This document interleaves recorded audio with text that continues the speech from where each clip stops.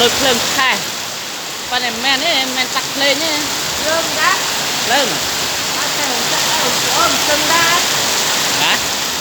từng đá ắt đắng màu mà cay nhiều và nhóm hai đôi tắt liền ở đây lương đá lưng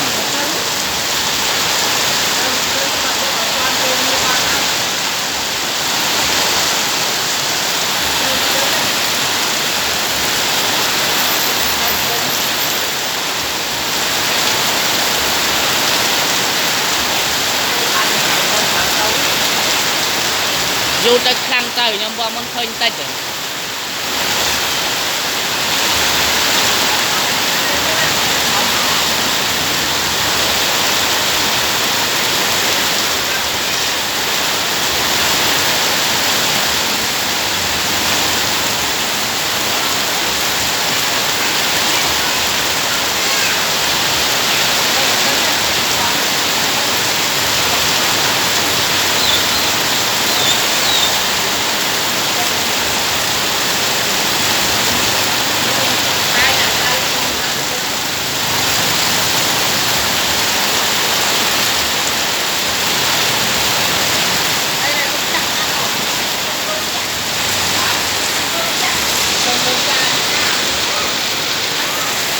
chắc rồi đấy